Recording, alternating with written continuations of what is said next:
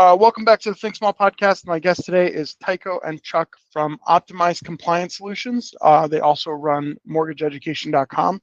I'm really excited to meet with them today and just kind of tap into their expertise because they've got a ton of knowledge on an area that I find special interest, mortgages and in general. I am looking to make a purchase in the near future. So tell me, how do I navigate such a volatile market? What's the solution here?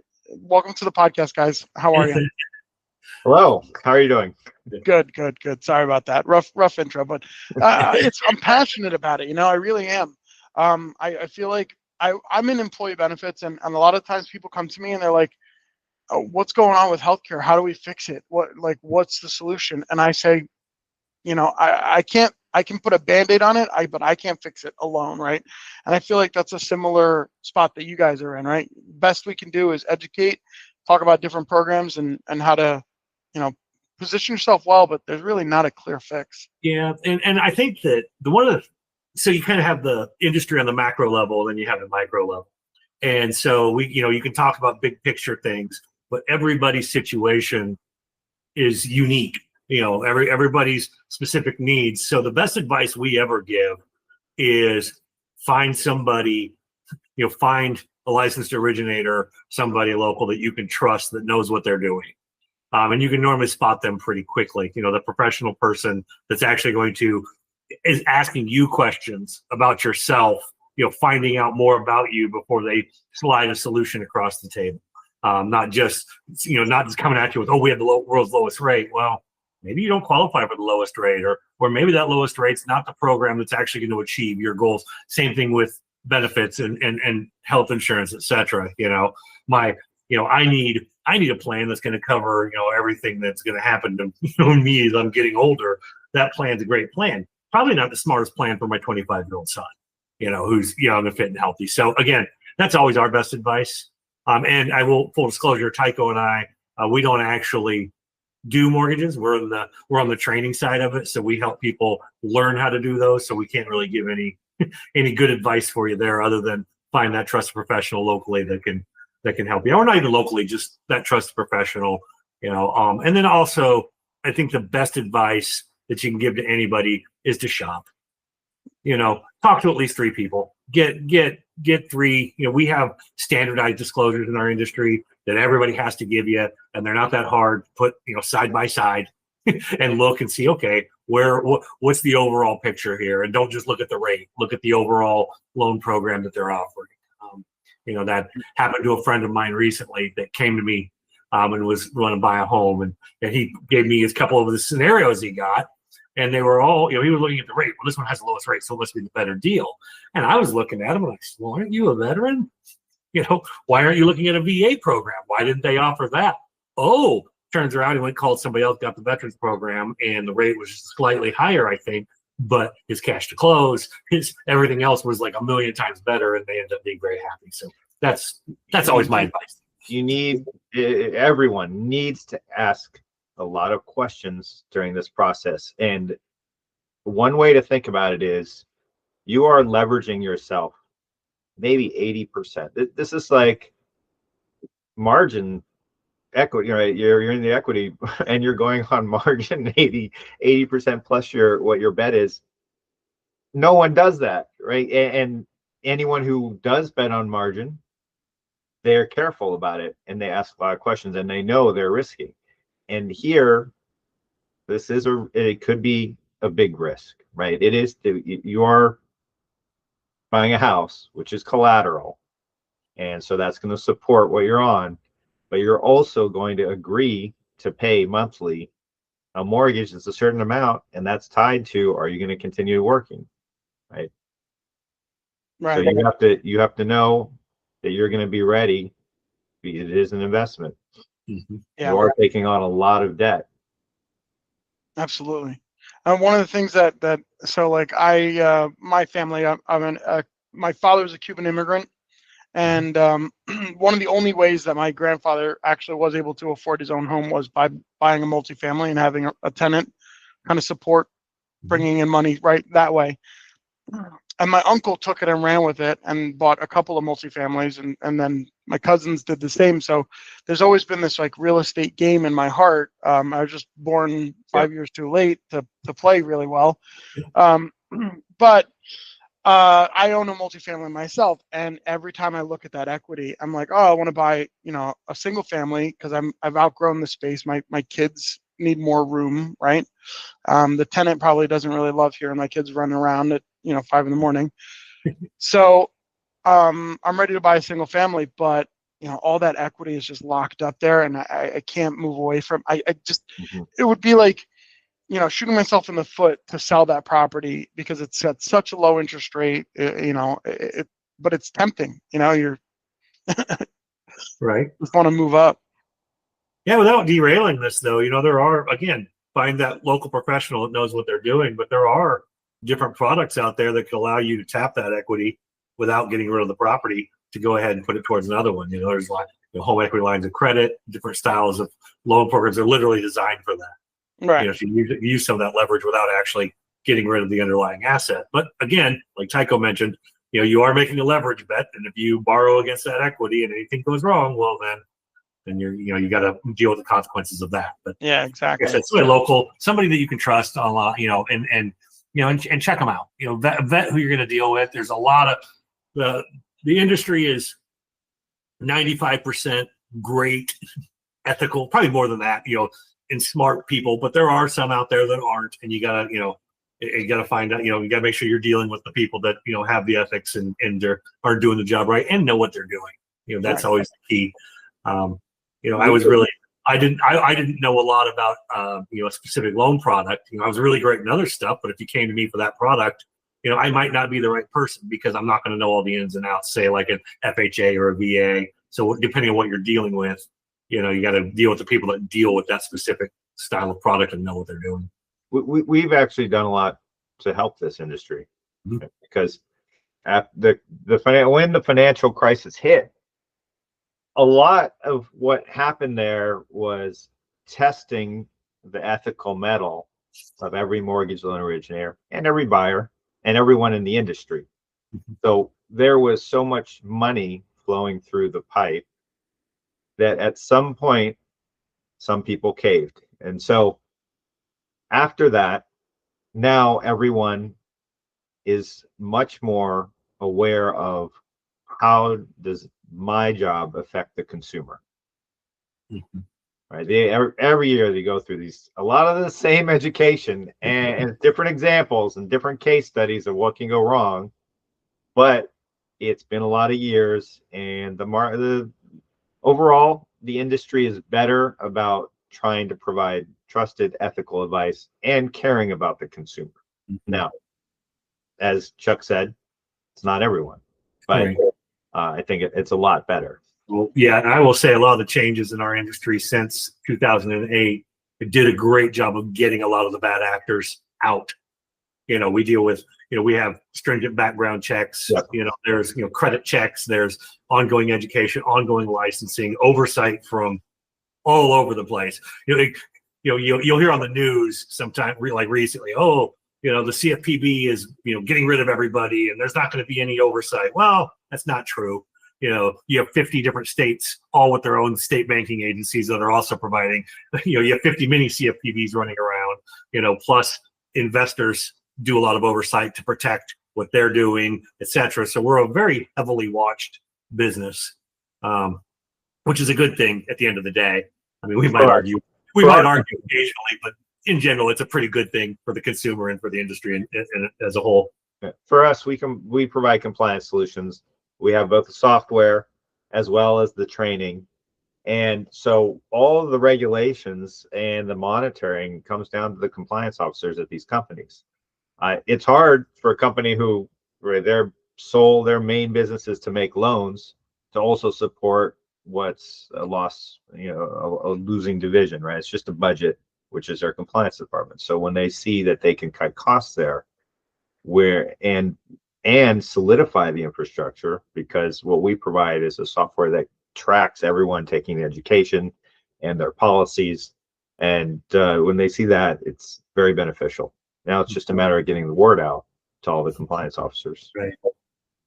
Yeah, and I would say that one of the things that we do that translates to other companies, any company really, because we do live in the compliance space, is we have learned that especially when you're dealing with audits, when you're dealing with, reviews, etc., the companies that come through that well are the companies that have created what we call the culture of compliance. And so we do tools to try to help companies create that, where it's not just the box that we're checking, but it's the overall mindset of how do we do these things correctly? How do we make sure our team knows how to do them correctly? So that first off, so that we're doing the right thing, but also that we have the right answers when those questions are asked, that we can easily get the data, easily provide the information, and know at any moment, any moment of any day that we're on the right track, that we're not getting blindsided by a question that the old joke is, if an auditor asks you a question about what did you do here or here, the incorrect answer is, Yeah. The correct answer is, this is what we did, this is our plan, and that's what we work very hard to try to help companies adopt. Right. It's refreshing, and it's always, I find it to be very nice to work in an industry that's heavily regulated, like health insurance is. To be able to navigate it well is like almost like art, right? And to have the answers readily accessible really puts you guys at a significant advantage, right? When your clients come to you and say, hey, this just came through the mail, what is it? And you go, oh, that's not a big deal, don't worry about that. Or, oh, you got to file it by this date or whatever. You become a real consultant at that point. Mm-hmm. Yeah, and that's so important. When I'm in Indiana, and we have just like every state, you have some form of a tax credit on your primary residence. Well, in Indiana, we have bizarre filing times, and it's really easy to forget. And I'm in the industry, and I forgot. But the originator that I used was on his game. He knew what he was doing. And when the time came, all of a sudden, I got a note in the mail with the form going, hey, it's this time. Send this in. It's going to cost you a lot of money. He didn't have to do that. I was already closed and done. He'd already made his money off of me. But those are the kinds of things that, again, are just doing it right. And that's one thing I love about our industry is we really do focus on our customers, not just when they're at the table, but beyond, because we'd like them back too. We'd like them to come back for any other needs that they have. Yeah, it's a true differentiator, right? When you're selling on service rather than sort of a commodity, right? I mean, pretty much everyone's got a piece of technology that they can kind of pedal along, but when you're really providing that above and beyond service, it really puts you in a category of your own. What do you think? So I was just going to ask about the growth strategy. I know you're trying to get the word out to these compliance officers and grow the business. So what have you guys done in the last few years, or what's your strategy, moving forward to grow this business? So as with most, it's multi-pronged. What we have traditionally grown our business through just simply taking cues from our customers. So our clients have said, this is what we need, or a client. And the next thing you know, as soon as we show that or talk about it with other clients, they say, that sounds great. And a new person will have a demo. So our demos go swimmingly. We'll have jaw drops. I'd say 100%. The worst demo that I've had is something where someone just hasn't said much more except got all of their questions answered. But generally it's, oh, you really do this, you really do that. And that's simply because the client said, this is what we like, and we built it. Or we built a solution that gets at the problem that they've had. So traditionally, that's how we've grown. But now the product exists, and it's great. And it's just a matter of really getting it into the right hands. So we've gone to traditional routes of joining a couple of the large organizations in this space, and we go to those conferences. But the one conference that turns out the most is the best is the one for the NMLS, or our regulator, because that's where all the compliance officers are. And as soon as they hear a couple of the things that we put in our software, they're very interested and want to hear more. So you could almost call it some guerrilla marketing. Right? Another one that we've done is we have two sides. We have to both appease compliance officers, and that's like 100% of the job of what we're. That's the level we have to appease them is 100%. I'd say, but because what we sell is not just software for them, but also training for all of their employees. Their employees need to be satisfied too, and I'd say that's maybe up to 99% level, right? Because you'll get a few complaints, and then all of a sudden you have to deal with the compliance officer on that. They usually understand that there's whiners in the bunch, but the short of it is that's another route also. So one of the products we created, when we sell it to someone in an MLO or mortgage loan originator who's not our client, they get some extra certificates. I don't want to go into too many details and get bogged down in our business and industry specifically. But the short of it is they get their product, like a cool phone, say, and in it is a software which says, you got something else, talk to your compliance officer. So they talk to the compliance officer, and the compliance officer calls us and complains about, why are you giving this to my employee? And then we say, well, it's just a feature of our product. Let's talk about it. And then they get to go through what usually is, I guess in almost all cases, I'd say a successful demo. Even someone who's a little irritated at first finds out that they're getting more for they've got an opportunity here. And so that's outside of traditional means. Those are a couple of unique methods we're undertaking. I'd suggest anyone who's running a business, just think about how you can get someone contacting you. I'm wondering about like market share and where you guys fall in the industry. I feel like it's a fairly niche service that you provide, right? I mean, compliance training for mortgage lenders, right? So tell me a little bit about that. Like, why should somebody work with you instead of maybe your next biggest competitor? What makes you guys so special? Yeah, we are not the biggest. We are growing, but we're not the biggest. There is a company that's been there, since day one. And why do people use them? Because they use them. That's just it. But this company has become big. They've been bought out multiple times.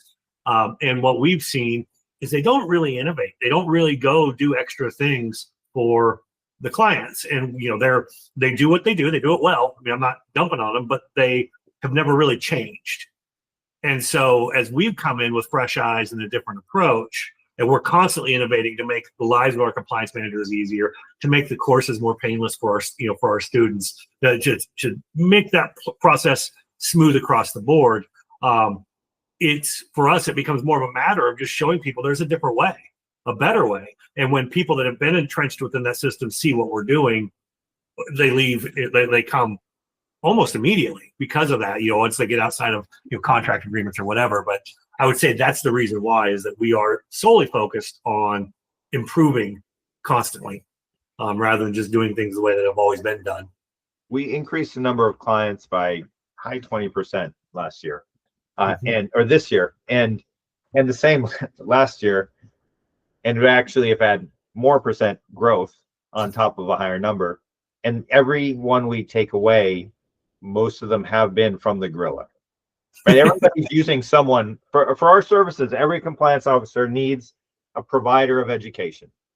Now, the software we provide, that's something no one else does. And that's what puts us over the top and makes us such an attractive option. The only resistance is status quo, right? So, how to get the word out is the big question. It's how to get 15 minutes of someone's time who every day, this is their job, compliance. And you would think that's easy on the face of it. But they've been dealing with this gorilla for years and years and years. So believe me, I know your pain. I'm in health insurance. I've been in insurance for about sort of insurance adjacent for about 5 years. And in my first year, when somebody'd say, "Hey, call me next year," I'd say, "What next year? That's so long away. Why don't we meet now?" And now when somebody says, "Call me next year," I say, "Okay, no problem," and I mark it on my calendar, because a year is quick turnaround for health insurance for another opportunity, another look at it 1 year from now, that's like music to my ears these days. Mm-hmm. But yeah, I know exactly what you mean. It's tough to get those meetings. It's tough to get the time, and then it's especially tough to get the ball rolling. But yeah. Yeah. Not only do you have to get their attention, like you said, you have to get their attention at the right time. Yeah. You have to get their attention when they've recognized that there's an issue that needs to be solved. And so I might get somebody on the phone, but if they haven't recently gone through an audit, recently had a challenge with bad ants, things seem to be fine. They haven't just recently been dealing with their myriad of spreadsheets that they're using to manually track all this stuff, then, that's not a big deal for us right now, because honestly, some of our items are, they're not huge priorities within the companies that we're dealing with. They're things that need to be done, but it's not, that's not what we're doing is not affecting a loan closing tomorrow. And that's where their focus is going to be. So we have to, not only do we have to be there, we have to be there at that right moment when they have just recently felt the pain that we can actually solve for them. And so it's a lot of repetition. It's harder to do. That's a great lead into another guerrilla marketing method that we're near getting. So remember, again, this process only started for the last few years, where we've really been thinking about what are these unique approaches. And it's a partnership with a company who is involved in audits, because that is when one of the best times, that's the best time to contact us, or that's when a company starts to realize, I don't have access to the data I need on who's finished this education. It's as simple as that. That sounds simple, and our software does that very easily. So that's the point. And to have a partnership with someone who knows who's getting audited, at least among their base, that's another direct line to someone who needs it at a specific time. Mm-hmm. Yeah, that makes sense. I mean, it makes perfect sense to me. When you talk about types of, like, you're in the middle of an audit, or potential fines that come down, I have to imagine that they're not small fines, right? I mean, it's enough of a reason to meet with you and to hire a company to manage it, right? I mean, what would be, like, let's say what's your average client size, and like what would be a fine that they'd experience if they were out of compliance? So the more extreme examples will put someone out of business. Yeah. Right? Whatever most sizes, they're gone, right? But that's when there's outright fraud and negligence. I mean, but you've seen things like Countrywide, but Right. there's a lot of smaller companies here. So the fines, they'll probably be able to negotiate through their first challenges, right? It won't necessarily result in a fine. If they are getting a full fine, I mean, Chuck, I've certainly seen that they're gone. It's going to vary wildly depending on which rule it is. I mean, a lot of your laws, have 10,000 per violation. Does that mean they go for that? No. Yeah. What really becomes more difficult, rather than even just the fines, are all the corrective action plans and increased scrutiny that they end up getting. So the first run through, when you've made some mistakes, assuming they're just operational mistakes, and like Tycho said, they're not like blatant fraud or those types of things. So when you look at the regulators and they look at companies, they essentially assign risk to them, okay? Like from 1 to 5. So a company that's doing everything right, they're doing great, they're a 1. And so they don't get looked at as often, and they're not dug deep. When they start seeing problems and they start adding on, and all of a sudden you become a 2, a 3, or a 4. If you're in the 3 or 4 category, those auditors are there every year or more, and they're looking through everything. I mean, they're digging at that point, and that's when you really start running big risks. And that's why we talk a lot about culture of compliance. Is if you're able to provide those answers right up front, if you're able to give the reasonable information that they need, then your rating is going to stay at a level where you're not going to draw increased scrutiny.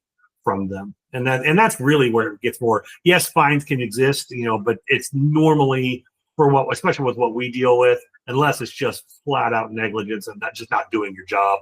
Normally it's corrective actions, Right. but those actors. fall into bigger problems. For good actors. Yes, for the good actors. For the bad actors, yeah, then they have the ability to do that. Like I said, it can vary wildly. I feel like your solution there makes a ton of sense for just the peace of mind and for the business owner and the executive teams that are actively growing a business, right? They're like, all right, I don't want anything to derail the success that we have, that we're rolling with, right? Our growth plan is to, increase our headcount twofold or whatever, tenfold. And I don't want a single auditor to come in and to think twice about the size of us and what we're doing. So compliance makes a ton of sense to me. Yeah. They have to appreciate the challenge, the danger. And it's not that it's just this huge overhanging danger or anything. It's two-part. Right? One is just having auditors coming in is expensive and time-consuming, distracting. Right. Two, there is a standard compliance that has to be done all the time, and an exec team that doesn't have a compliance officer, they're just starting out or doesn't have enough. It's distracting for them. Yes, someone should care, but if they've never gotten audited in their last, 2 years, they might think this just isn't something that they'll have to worry about. But yeah, it is perfect for exec teams that are thin on compliance officers. And it's very, very helpful for any compliance officer team to give them time. Mm-hmm. I would like to wrap these up with on an optimistic note, right? So what is something that you're looking forward to in the next, let's say, 6 to 12 months? In my mind, for the industry, and some people disagree, is the fixed rate 30-year mortgage and the amount of people who are essentially locked into that. They may want a single family instead of a multifamily, but they're going to double the effective mortgage they would have paid, right? Because they have a 3% loan. So any way breakage to that, obviously lowering interest rates helps. That would be beautiful. Or unique options like assumable mortgages, anything along those lines that comes out of the blue, that would be a very positive miracle for me. Chuck. They're creeping down, right? I mean, we have seen over the last, 6 months or so, about a 1% creep down, right? So for me, I would say for me, what I'm probably most excited about is so every time within our industry, in this industry, we've had challenges before. We've had dark days where, what's going to happen next? And out of those dark days, changes came that made things better. And I mean, you can go all the way back to, I'm not going to do a history lesson, but you can go all the way back to the Great Depression. In the 1920s, the mortgage market was a mess. Then out of that came FHA, VA, lower down payments, longer term loans, expanded home ownership. Out of 2008, out of that debacle, you saw more stringent controls. We saw better regulations for consumers. What I see right now that actually makes me optimistic is that we are in a tough spot right now. I mean, we've all seen the headlines. And so first off, you're seeing a lot of creative thought about what kind of solutions can be out there that are good for the consumer. I'm not going to go into the details of some of the ideas that have been floated. Some of them I think are absolutely terrible, but the fact that it's being looked at, people are actually floating things out there. And then you look at technology. When you look at things, AI is dramatically changing our business every day. And in a lot of ways, I think it's going to be great. I think it'll help reduce costs, make things a little bit easier. I think that you'll see, as AI and more data gets in there, you'll see costs of appraisals coming down. They're looking at making some corrections to credit reports, which are a major cost. Those will get, I've heard, and I'm not going to go into the details of it, but with blockchain, you could start seeing things like title costs and those processes becoming easier and more streamlined. So I think I'm more optimistic about just the overall evolution of our industry as we'll come out of this one. We always have. And I'm interested to see where technology takes us. Obviously, there's always pitfalls involved too. But overall, I think that as an industry, when the heads get together, we tend to come up with pretty good, forward-thinking, consumer-focused ideas to resolve things. And I would like to see that. And I would say that's the technology-wise, how that's going to streamline and make things easier for consumers. And I'll be interested to see what different solutions come out there with loan products. Awesome. Thank you so much. If someone's out there listening that is in your industry and wanted some more information about, mortgageeducation.com and or the compliance component to it, the technology component to it, how should people reach out to you? How can they get in touch to see a demo? Well, that's super easy. You can just come to mortgageeducation.com and you can contact us. You can email me, Chuck Pollard at mortgageeducation.com, Tycho Rosenfeld at mortgageeducation.com. We're all over the place. You can even hit a button on our website for live chat. We'll get you set up right away. So we do have live support all the time. So fantastic. Chuck, Tycho, thank you so much for your time. Really do appreciate it. Okay, thank you.